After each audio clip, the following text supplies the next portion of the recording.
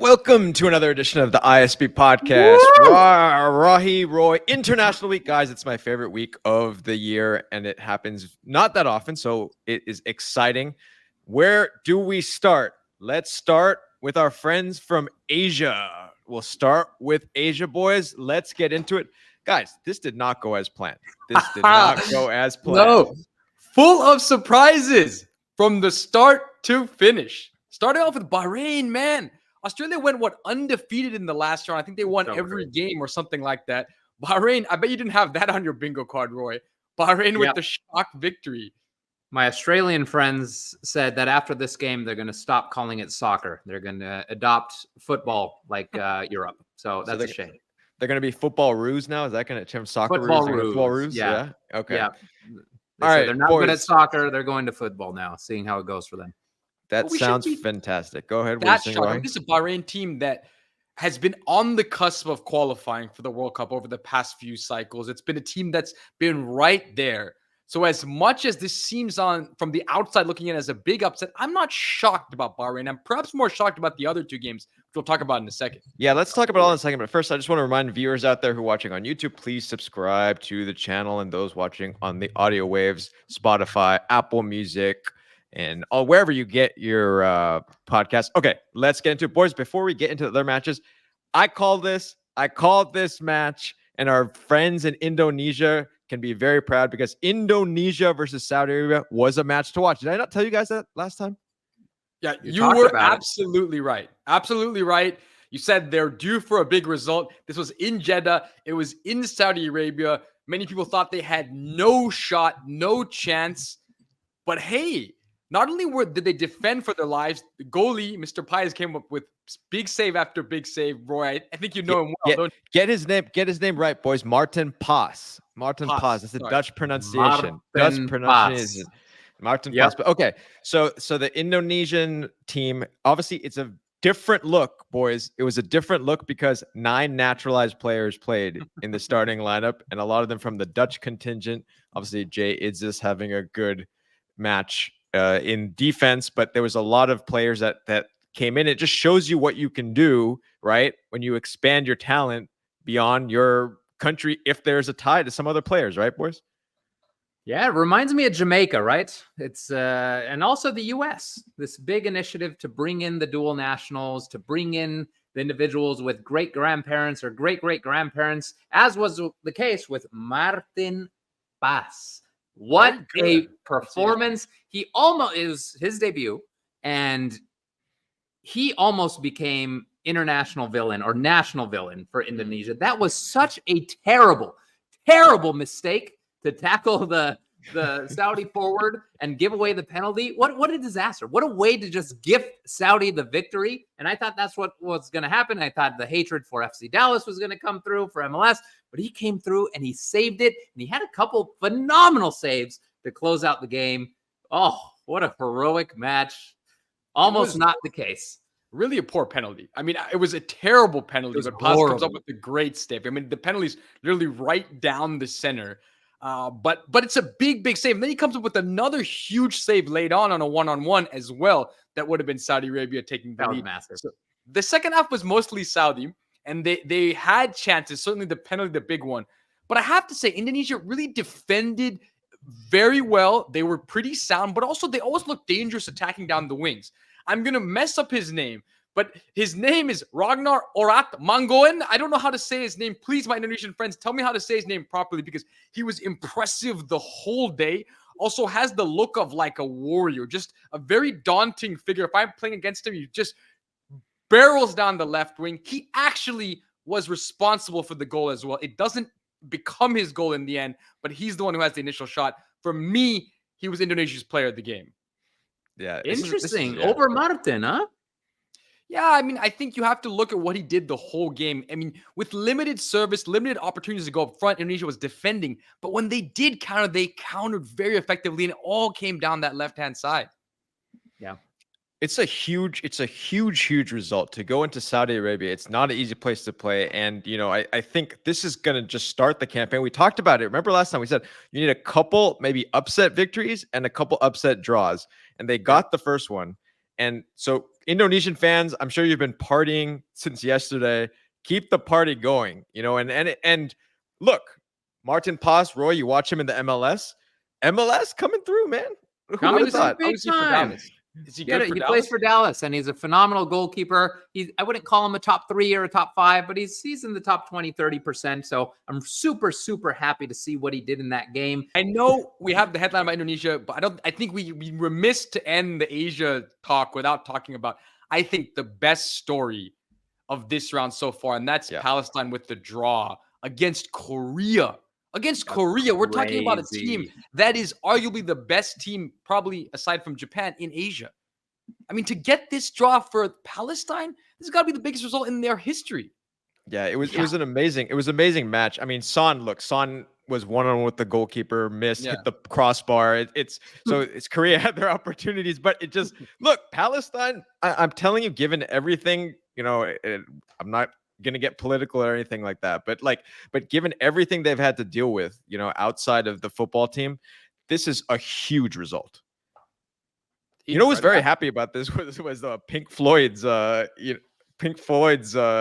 member Roger Waters, who put out he's a big Palestinian supporter. But regardless of that, let's talk football. This is a great result. And anything more to say specifically about Palestine after this match? I mean, the sky's the limit now, right? Well, that's the thing. Yeah, they're growing, man. Big. They're growing big time. Go for it, Rocky. No, I'm just saying, you tie Korea, right? You're talking about the favorites to probably win the group. So you're talking about, it's not only is it a big result just in their history, but this is the first game of the third round of qualification. It's a big step towards qualification. I mean, can you imagine? That's what we're talking about. Yeah. That was a big result. Finishing it off, of course, we mentioned it briefly. The Australia match, they got upset. Bad red card there, really bad red card. And, so it was basically kicked to the almost face, the throat. I do want to finish with one particular match before moving on from Asia, and that was, of course, the Japan-China match, which, boys, it was not close. It was 7-0, and China's defense. China's gotten a lot of slack after the match. I mean, it's a rivalry match, basically, as we all know. It's like the top there. It's almost like India losing to Pakistan 7-0 or something from an Indian fan's perspective. So Japan, China have a strong rivalry. The Chinese defense was non-existent, boys. I don't know what was going on. Yeah, I think it goes so far beyond what happened on the field. China's soccer team for a while has been plagued by corruption scandals. Their performances continue to go down the hill. It is such a soccer-obsessed country. It's such a soccer-obsessed culture. They have the population. They have the passion. They have the will. They have the determination. But the structure in Chinese soccer is broken beyond anything any of us could ever imagine. And it's showing more and more. Their performances are worsening and worsening. And this was just the latest in a long string of bad results for China, guys. Yeah, things have fallen a lot since Drogba played for. Who did he play for? Shenzhen or someone? Oh, I can't remember what team, but he played in China briefly. Was that after MLS? A long way since then. Drogba in MLS? Of course.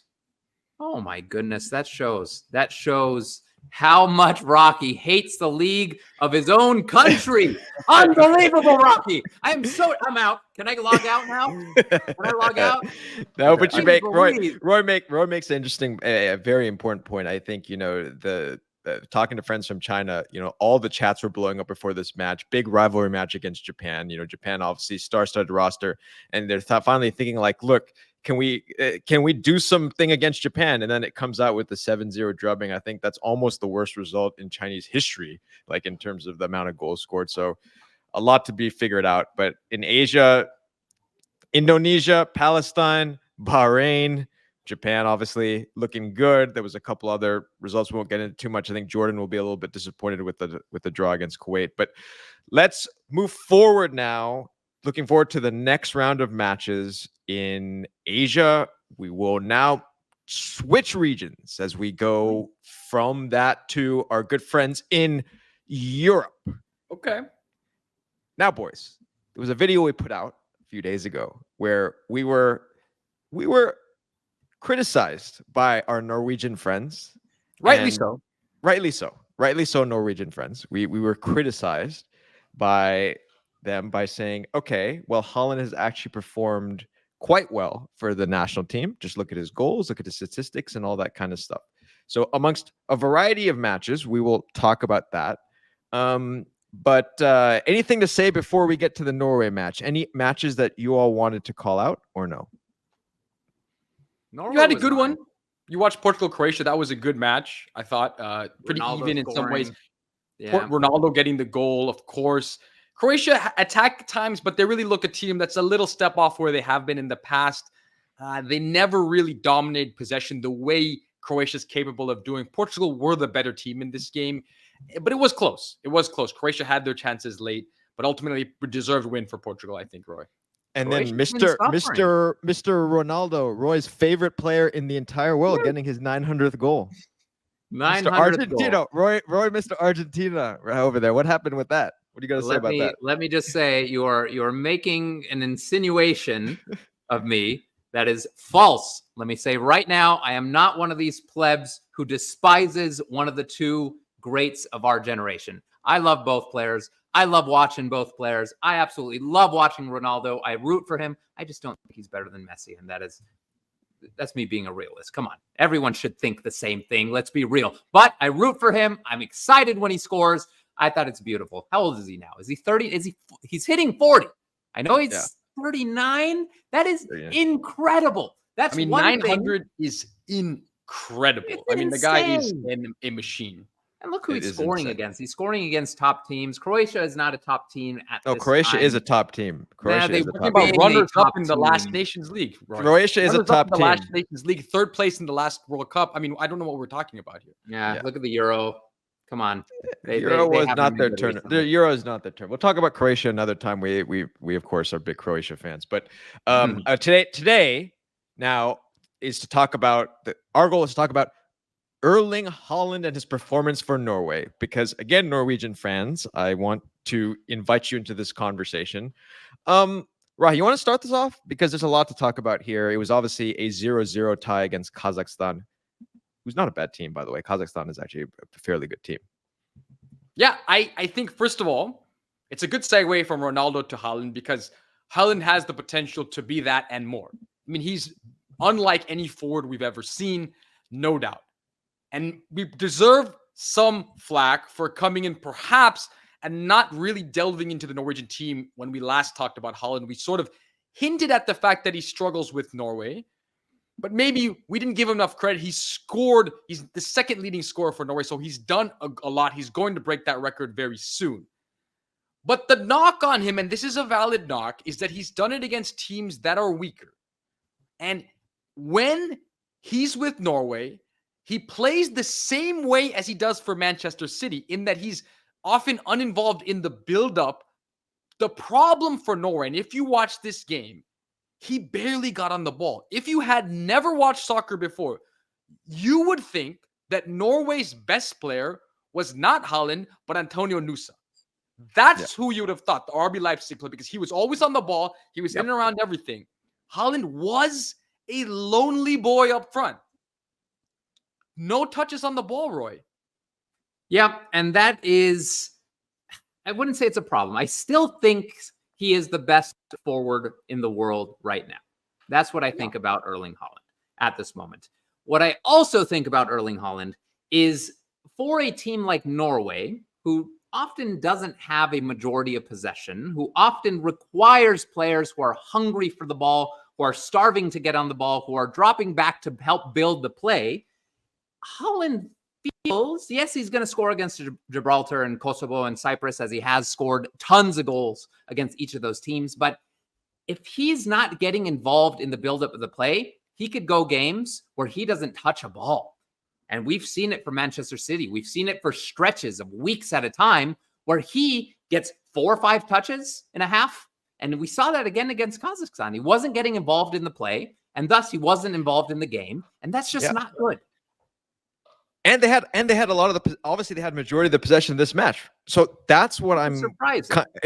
So that's what I'm kind of getting at is, is we saw this match, right? And granted, I don't think Norway played a very good game as a whole. Like we got to say that, right, guys? Yeah, because Kazakhstan sat deep and defended fine. And the problem is, if you're Norway with that much possession, you have to at some point take players on. You have to be able, you're wide in wide places, you have to advance, right?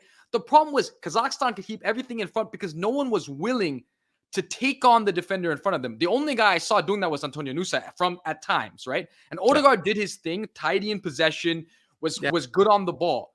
But the problem is when your best player, one of the best players in the world, touches the ball as few times as he did, then you realize you have a problem with the way you're playing.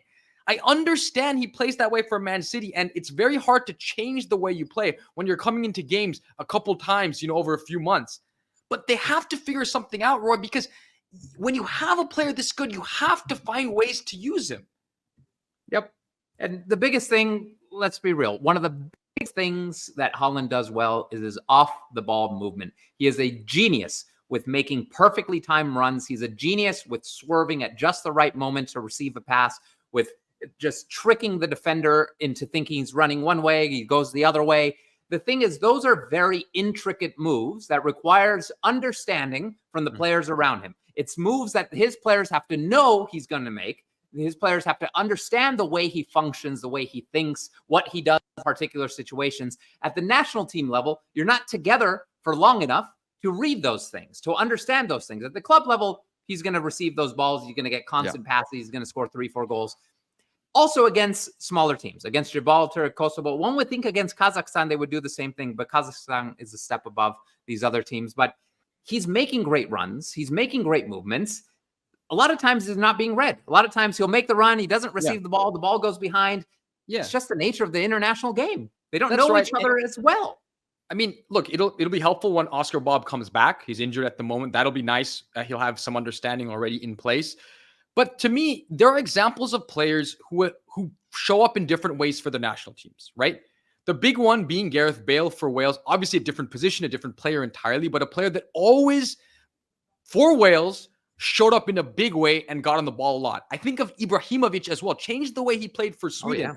He was always on the ball. Now, of course, they're different players than Haaland. Haaland is a unique player.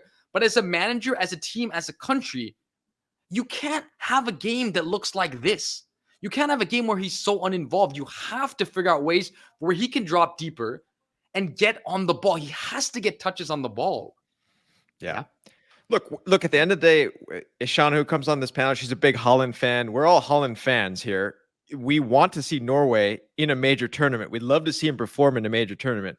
So for the Norwegian fans, it has to be figured out in some way, shape, or form, right? Against these teams, against these results, that you have to get the results to be able to move forward.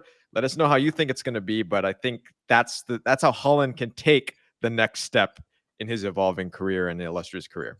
Yeah, I mean, you have to be Kazakhstan. You have to. I agree. Yeah. I think you have to get it done. You have to get done. So wrapping up Europe for now, we will, of course, in our next segment or next time we're coming back on, we'll talk about more from Europe. It's not done yet, but okay. Moving on to South America, boys. Moving on to South America. Moving on to South America. I got to say it because I have a resident South American on this panel, which is Roycito. So let us begin with Argentina. Oh, boys. Come on. Woo! Okay. Oh, you want to begin with Bolivia? No, go ahead. Argentina first. I have something I really want to say, but go to Argentina first. That's fine. Let's start from the top. Let's start at the top. You wanted to talk about Bolivia, didn't you, Rocky? You don't care about Argentina. If we're talking about the top, physically speaking, good point. That would be Bolivia. But they are at the top geographically. That's a very good point. Geographically speaking. But let's start with from a soccer perspective. Yeah. Start with Argentina. I think we talk about the top team in the world first. That is Argentina. That is not an exaggeration. They played so beautifully. They played such inspiring, motivated, brave soccer, composed. Some highlights from that game.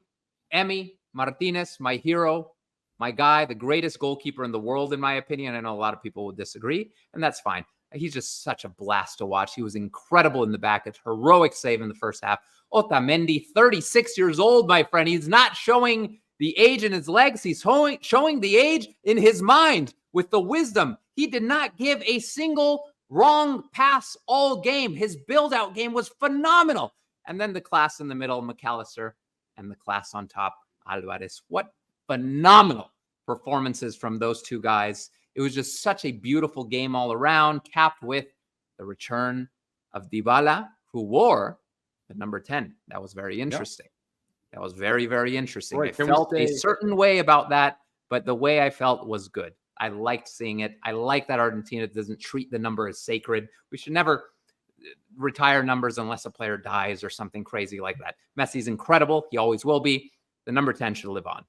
Can we say no Messi, no problem? I mean, not against I would Chile. say so. I Not would say against so. Chile. I mean, we've been talking about it for a while. We're saying, can the other guys get it done? And the other guys could more than get it done, yesterday. And it just, look, it doesn't take anything away from Messi, like for sure. But it shows that anyone who doubts the quality of this Argentine team, it's a team. And these guys are all phenomenal. All of them.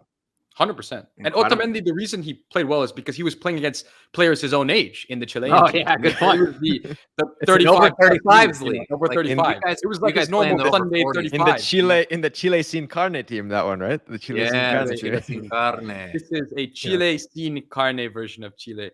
Same Yeah. players, just a bit older. Yeah.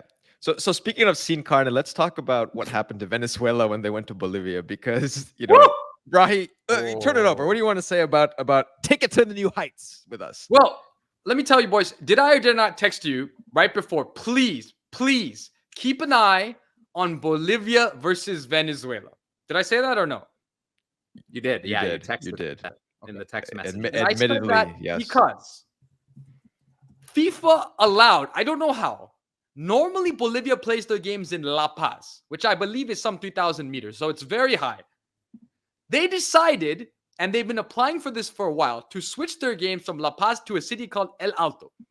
Roy, I don't know much about this city or what the history of the name is, but I can tell you that if a city is called El Alto, it must be very, very, very high.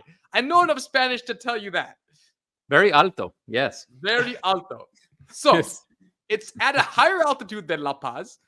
The new manager, by the way, called up players that play regionally. So they play in that altitude. So they're used to it. So Venezuela is going to play in Bolivia at basically Everest heights. So imagine playing a game of soccer and while climbing Mount Everest. That's what Venezuela felt like. And at 1-0, it was 1-0 early, boys. And I believe I texted you, this feels like it's going to be 4-0. Can you Yes. confirm that? Yes, you did. Yes, I can confirm that. I remember you sent that text. Thank you. Yeah. So anyways, This is typical Bolivia. They've done it to Argentina in the past. I think it was 5-0. They've done it to Brazil 2-0. They've beaten big team after big team. And remember, this Venezuela team is good. They're sitting in a qualification spot in South America. They had a good Copa America, but they never had a chance, Roy. Yeah. I mean, Roy, this Roy, what do you Venezuela think about team this? So I gotta ask you though. What do you think about? Talk about Venezuela, but also I gotta ask you about being able to play in up there, because Argentina's gonna have to do it too. Yeah. Here's the thing. You touched on it, but you got the score wrong. You got everything wrong about it, Rocky. 6-1. I will never forget this game ever. April 1st, on April Fool's Day, you would think it's a joke, but it's not. Bolivia beat Argentina 6-1. This shows you that at that altitude in El Alto, which is muy alto, But that was La it Paz. doesn't really matter. Yeah, this was La Paz. This El Alto was even higher. Más alto que La Paz. Yeah. It doesn't matter who you bring. It doesn't matter if you build an all-star team, have them practice together for a year, and then go to the stadium to play against a lowly Bolivia side. Look at Bolivia in the Copa America, how they play. That gives you an idea of the quality of this team. They're a very, very bad team. In El Alto, in La Paz, in the mountains of Bolivia, they are extraordinary. Why? Because their opponents are dying. They're losing their breaths. They cannot breathe. They need oxygen masks on the sideline. It was to the point when Maradona was coaching and they went to play there, he couldn't breathe on the sideline. Every time he yelled, that could have been for other reasons. Yeah, Roy, I cut you off Going though. on. I want you to say what you had to say about Venezuela, because was it all El Alto, or was it a little bit Venezuela played poorly on this day? It's all El Alto. Everyone's going to play poorly there. Most teams play poorly in La Paz, let alone a much higher location. It's impossible to measure the quality of the team. It would be the equivalent of playing in a blizzard. It would be the equivalent in playing in a field full of puddles everywhere where you can't pass the ball around. It is conditions that you cannot measure a team in those conditions. So is this fair, boys? Is this fair? Do you think it's fair?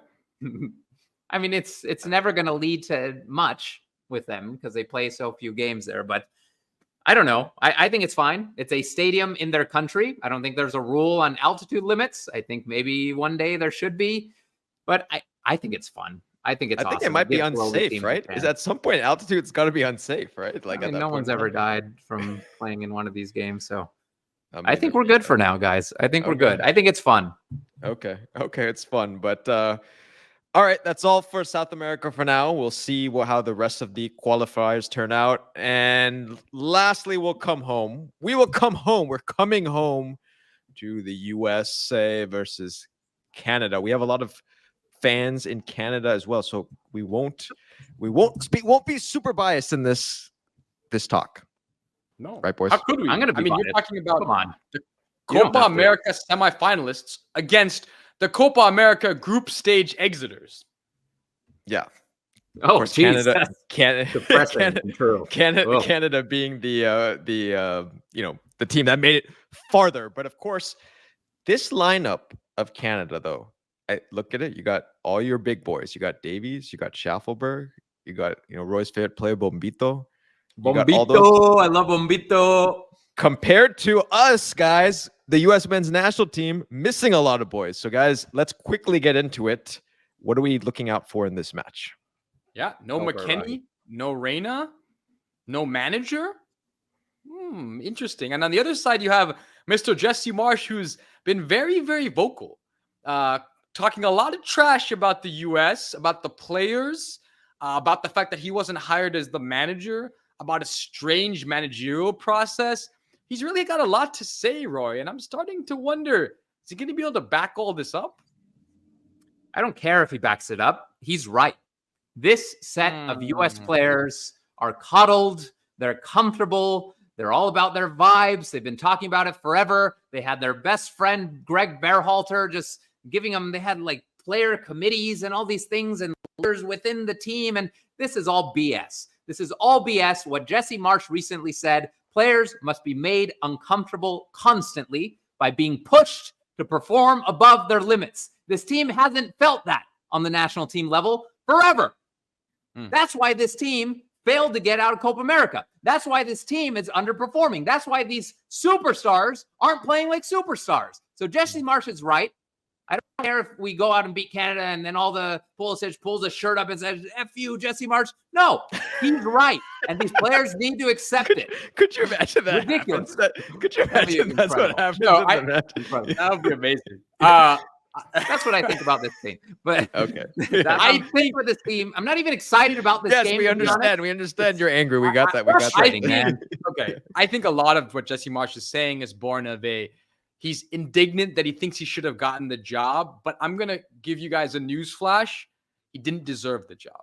Did not deserve to be U.S. manager. Yeah, sure. Now, he may be coaching a better team than the U.S. because Canada is very talented. And they come into this game, I think, almost as favorites because their players are playing better. The team has a better spirit. So I'm intrigued and I'm excited about where Canada is headed. But I will say that I don't think Jesse Marsch deserved to be the U.S. manager. That is a fallacy. He's not more qualified than the manager that we're about to hire. He's not more qualified than the managers, than Berhalter. He's not. He just isn't. That's just not a fact.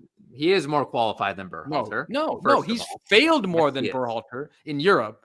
He has coached much more and much more. Okay, let's not talk about Greg Berhalter. I wanted to be a Marsch fan from the beginning. I was a huge fan, but then he went over to Europe and had about as bad a spell at Leipzig, at Leeds as a manager could have. Excellent in Salzburg. And sure, didn't do as well for the other two, but he did much better than Berhalter ever did. And that's what I'm worried about. Fired for lack of goals in his first year. Okay. In Finland, boys. Norway. But I think he's found a team that he can manage and a team that has the players to take him where he needs to go. This Canada team is not about Jesse Marsh. So don't listen to him talk and buy into the hype. This team is about the players. They have the most talented Canadian generation ever. And these players are, yes, very underrated, right? I mean, yeah, Alphonso Davies is by far the best player in the region. Didn't have a great Copa America, so I think he's ready to prove himself. He didn't really step into the captaincy the way you would have hoped. I think he's going to grow into the captaincy now. And I think he's going to have a much bigger impact than he did earlier. Okay, boys, what's going to happen in the match? Okay, what's going to happen in the match? Okay, wait, predictions. What's going on? You guys love to talk about, like, you know, the history and the everything. What's going to happen? Give me the juice. Who's winning? No, I think a scoring draw. I think it's 2-2. I think Jonathan David has to be more efficient in front of goal. He will. He'll get both goals. I think it's 2-2. Roy. 0-0 or 1-1. I think it's going to be a relatively boring stalemate, mostly because Jonathan David and Kyle Laring have not been great for Canada on the front line. Alphonso Davies has not been great for Canada. But I will say I'm super excited to see one player in particular. Can you guess who I'm excited to see, boys? Mr. Schaffelberg. It's not Schaffelberg. It is Aiden Morris, my friends. Aiden Morris for the U.S., the Middlesbrough man. He's got to call up the other one, the Barcelona goalkeeper. Nobody's mentioned that. FC Barcelona's. Is he backup? He's third-string goalkeeper, but he's 18 years old. He's a dual national of Peru. Mi gente, Diego Cochen. I don't know if it's Cochen or Coquen, but I'm excited for him because we don't have a goalkeeper, guys. We don't have a goalkeeper on this national team. We need to start looking at the young guys, and we are looking at a young guy. So I'm excited. All right. Any more thoughts on this game? Is Pochettino watching this match from wherever, or what? You know, yeah, we don't. He's going to be watching for sure. Yeah, he'll be watching. He'll be keeping an eye. I'm intrigued as to how Mikey Veras, the interim manager, plays this. I think it'll be a pretty expected lineup, but I want to see how Schaffelberg does because who will play against him more on that side? It'll be Joe Scally. Will be Scally against Schaffelberg on the right side. On the right side, it's Joe Scally. Yep, he would be starting on the right. I'm not sure. That's a mismatch for Canada, right? I think that Schaffelberg could take him all day. Let's see. I don't know. Joe Scally is solid defensively. So yeah, he doesn't do well in the attack, but defensively, I have no issues with Joe Scally. If it was Schaffelberg against Dest, I think I'd be a little bit more concerned. Yes, he has the speed, but he doesn't have the defensive prowess. We shall see. It is U.S.-Canada. This is the new rivalry, guys. This is the new rivalry in the CONCACAF region. You know, the U.S.-Mexico was before. This is new. Us versus the boys from the north. But we have a lot of Canadian viewers, I know. So, you know, best of luck to you all. But I got to say it. I got to end this podcast by saying it because... I'll end it. Jesse Marsh is right. Jesse Marsh is right. No, that's what I'm ending it with. That's not what we're doing. Let's prove him wrong, damn it. Let's prove him wrong. Okay, fine. To this point. Come on. Is Canada better than Mexico? Can we say that definitively now? Right now, at this moment?